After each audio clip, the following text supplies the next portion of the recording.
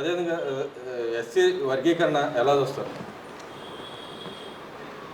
SC వర్గీకరణ అనేది దళితులకు సంబంధించినటువంటి సుదీర్ఘం కాలంగా ఉన్నటువంటి సమస్య.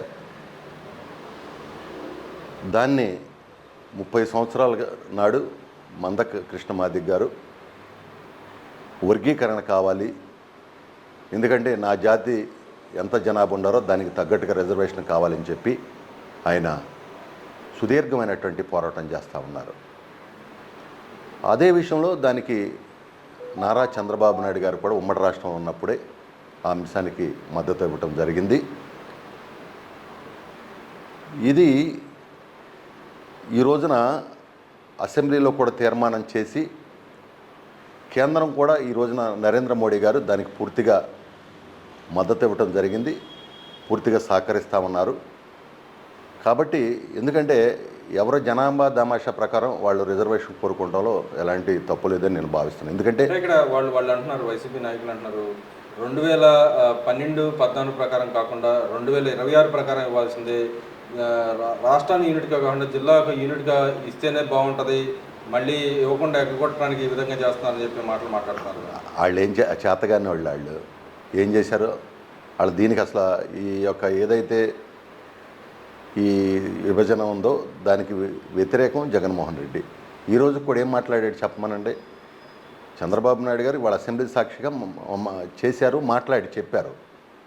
ఎందుకంటే దళితులకి ఏదైనా మంచి చేసిందంటే తెలుగుదేశం పార్టీ, అన్న నందమూరి తారక రామారావు, చంద్రబాబు నాయుడు గారు. ఎందుకు చెబుతున్నానండి ఈ మాట? మహానుభావుడు నందమూరి తారక రామారావు గారు వచ్చిన తర్వాత ఎంతోమంది దళితులకి ఒక అగ్రభాగం రాజకీయంగా ఒక అగ్రస్థానాన్ని ఇచ్చారు. విద్యా పరంగా, వ్యాపార పరంగా అన్ని రిజర్వేషన్లను పక్కాగా అమలు చేశారు. ఆనాడు పి మహేంద్రనాథ్ గారిని ఒక దళితుడిని రాజ్యసభకు మన ఆర్థిక శాఖ మంత్రిగా చేసినటువంటి ఒక దళితుని మొట్టమొదటిసారిగా పి మహేంద్రనాథ్ గారిని అన్న నందమూరి తారక రామారావు గారు. ఇవాళ చూసుకున్నట్టయితే చంద్రబాబు నాయుడు గారు వచ్చిన తర్వాత ఈ దేశంలో అత్యున్నతమైనటువంటి పార్లమెంటుకి జిఎంసి బాలయోగి గారిని స్పీకర్ చేసినటువంటి చరిత్ర తెలుగుదేశం పార్టీ, చంద్రబాబు నాయుడు గారిది. అదేవిధంగా ప్రతిభా భారతి గారిని, ఒక మహిళ, దళిత మహిళని మరి శాసనసభ స్పీకర్గా మొట్టమొదటిసారిగా చేసింది తెలుగుదేశం పార్టీ, చంద్రబాబు నాయుడు గారు. మన చూడండి శాసన మండలిలో కూడా 3 ఉంటే 2 బీసీలకి, 1 ఎస్సీలకి ఇవ్వటం జరిగింది, 2 మిత్రపక్షాలకు ఇచ్చాం. ఇవాళ విభజన విషయం ఏదైతే ఎస్సీ వర్గీకరణకు సంబంధించి ఏదైతే ఉందో మందకృష్ణ గారిని నిజంగా కూడా ఆయన నా దృష్టిలో ఒక మహాత్ముడు అనుకుంటున్నాను. 30 సంవత్సరాలుగా ఆ జాతి పేరు చెప్పుకోవటానికి సిగ్గుపడేటువంటి పరిస్థితిలో నేను మాదిగ జాతి అని చెప్పి గర్వంగా చెప్పుకునేలాగా చేసినటువంటి గొప్ప వ్యక్తి మందకృష్ణ గారు.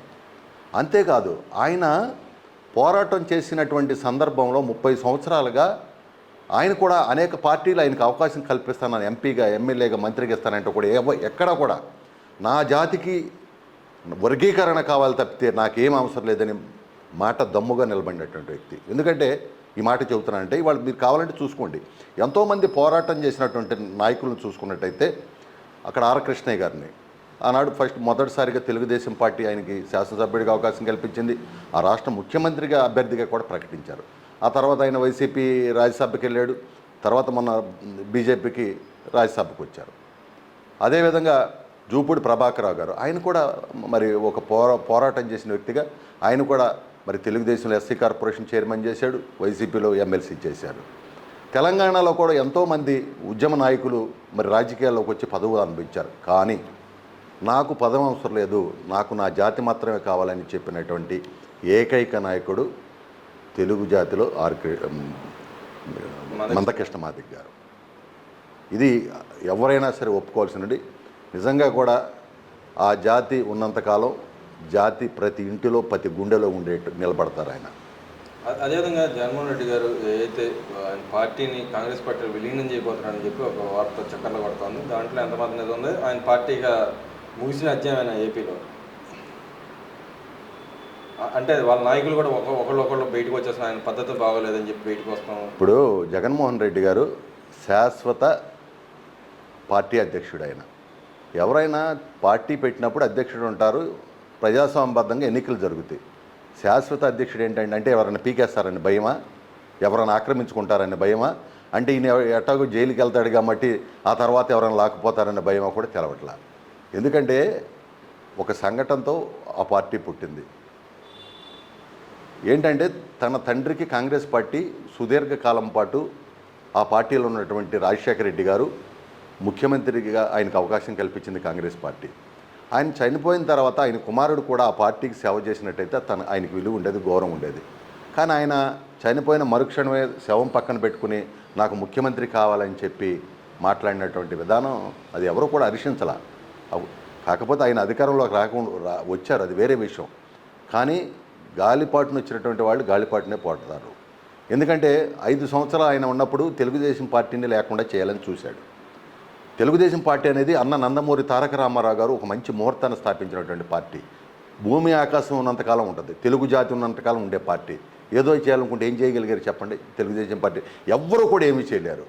ఎందుకంటే పేదల ప్రజల బడుగు బలహీన వర్గాలు మరి ముఖ్యంగా తెలుగు జాతి సంక్షేమం కోసం పనిచేసేటువంటి పార్టీ ఈ పార్టీ. కాబట్టి జగన్మోహన్ రెడ్డి గారి పార్టీ ఉంటుందా పోద్దా అనేది అది కాలమే నిర్ణయిస్తుంది. ఎందుకంటే గాలిపాటిని వచ్చింది, గాలిపాటిన పోద్ది, దీంట్లో ఎటువంటి అనుమానం లేదు. ఎందుకంటే ఆ పార్టీ ఏ రోజు కూడా ఒక అభివృద్ధి సంక్షేమాన్ని కానీ ఒక ఎజెండాతో పనిచేసినటువంటి పార్టీ కాదు. వాళ్ళ ఎజెండా ఏంటి? వాళ్ళ కేసులు వాళ్ళ ఎజెండా. వాళ్ళ బాబాయ్ ఆయనకి అసలు క్రెడిబిలిటీ ఎక్కడుంది? వాళ్ళ బాబాయిని చంపేశారు, మా బాబాయిని అయ్యో బాబు అని చెప్పి బాధపడి ఎన్నికల ముందులో ఓట్లు అడిగి సిబిఐ దర్యాప్తు కావాలని ఎన్నికలైన తర్వాత సిబిఐ దర్యాప్తు వద్దన్నారు. ఇంతకన్నా హాస్యాస్పదం ఏముంటుంది? సొంత బాబాయ్ విషయంలోనే మాట నిలబెట్టుకునే వాళ్ళు ప్రజల విషయంలో నిలబెట్టుకుంటారు. సొంత తల్లి చెల్లి విషయంలోనే మాట నిలబెట్టుకునే వ్యక్తి బయట ప్రజల మాట నిలబెట్టుకుంటారు. కాబట్టి ఖచ్చితంగా గాలికి వచ్చిన పార్టీ గాలిలోనే పోద్ది.